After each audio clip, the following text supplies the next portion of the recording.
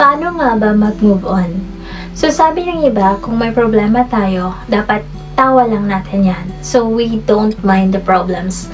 But, as I have learned, kung ano yung na-learn ko sa life is that we have to go through pain. We have to accept the pain first before we move on. Kasi it's hard to forgive and forget. So sometimes we already forgive the person but we cannot forget what they have done to us. So I have learned based on my experience and based to those people around me that go through that pain.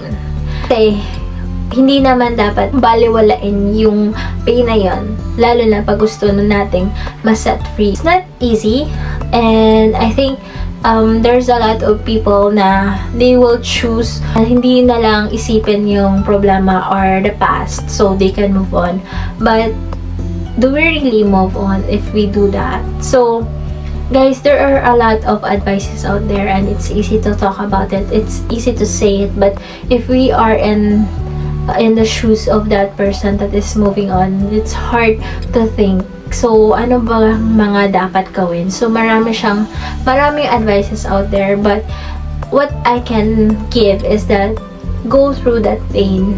And it might be hard, it might be frustrating or something that you feel or experience, but if you go through that pain, it's like going through that storm. Siguro, masya-shattered ka, pero you can recover from it. Minsan, may mga bagay na kailangan talaga tayong i-go through. So, paano nga ba maka-move on? So, based on my experience and experience of the people around me, so I have learned that when you go to the process of moving on, you have to go through pain.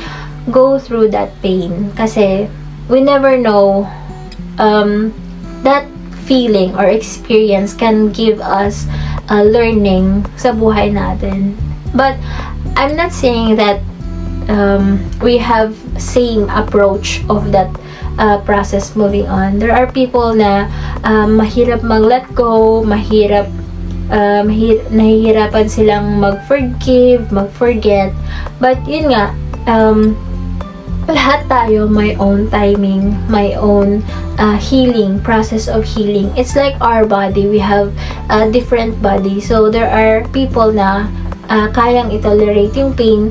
There are people also na hindi nila kayang i-tolerate ang pain. So they will find another way to do that. But yun nga guys, if you can deal with pain, go through it and healing will come. Kung kailangan mo ding manghingi ng advice to those people na mature, na makakatulong sa'yo, it would give you a big help. So, try to ask people around you na hindi ka i-judge or yung mga tao na good influence para matulungan ka kung ano yung gagawin mo. Kasi sometimes, we are very confused kung tayo ay nasa sitwasyon na ganun, especially kung gusto na nating mag-move on at may mga distractions pa talaga na gumugulo sa atin. So guys, I hope that you learn something from it, and sana nakatulong itong video na to sa pag-move on mo or nakarelate ka dito. Just comment below and we will talk about it. Hello guys, at shoutout sa lahat. I'm Ika Ibanez. Ngayon ay pag-uusapan natin ay about sa move on. Ayan guys, ano nga ba para sa inyo ang definition ng salitang move on? Yan, para sa akin isa itong patunay na tapos na ang mga panahon na nakawala ka na sa lahat ng sakit na dinulot niya sa'yo. Ayan, ang patunay na matatag ka na kahit wala na siya.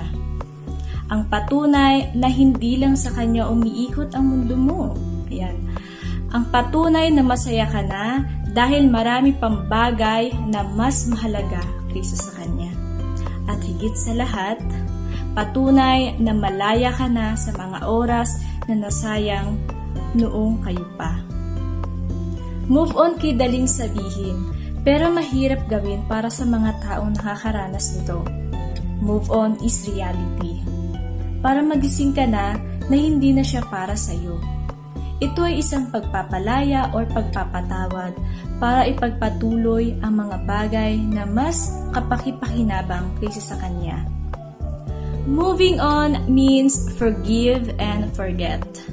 Be optimistic because faith brings us together with the people for a reason. Take us a lesson. Ayan, ako po si Ika Ibanez at sana po ay nagustuhan ninyo yung definition ko about move on. Ayan, at thank you din po kay Happy Panda, kay Parisian Girls kasi in-invite nila ako dito para sa video na to. At shout out sa Team Sugod, Famous, at especially shout out sa aking Team Puyaters. Love, love, love. Thank you! Naghanap siya ng iba para makamove on sa'yo. Samantalang ikaw, pinili mo yung sarili mo para makamove on sa kanya. Malaki yung pagkakaiba nun. Sa'yo, masakit, malungkot. Pero once na nakamove on ka na sa kanya, feeling at masaya. Samantalang siya, niya dinamdam yung nararamdaman niya. Naghanap ng iba. And hindi siya matututo sa pagkakamali niya. So, sino ngayon ang panalo? Di ikaw. Moving on. It doesn't mean you have to forget about things. It just means you have to accept what happened and continue living. Napakadali niyang sabihin, di ba? Pero napakahirap niyang gawin. Yung proseso, napakahaba at napakasakit. Pero wala tayong choice kung hindi tanggapin. Kasi hanggat di mo tinatanggap, aasa ka pa din.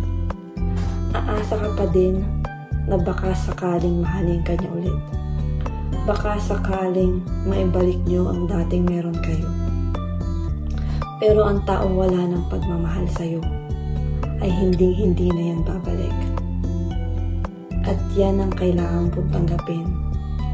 Tanggapin na wala na siyang pagmamahal sa'yo. Dahil kung hindi mo yan gagawin, sasaktan at sasaktan mo lang ang sarili mo. Hindi man sa ngayon, oo, kasi napakahirap talaga. Pero kailangan mo unti-untiin tanggapin para makapag-step forward ka at ipagpatuloy ang buhay. Huwag kang susuko. Laban lang. Kasi may nag-aantay sa'yong mas better kaysa sa nakaraan. Nakaraan na hindi mo na mababalik. Dahil may nag-aantay sa'yong mas maganda pa sa nakaraan. And this is your DJ Zoe. And let's talk about Move On together with DJ Happy Panda Norway. So ano pa inaantay nyo? Tara, usap tayo.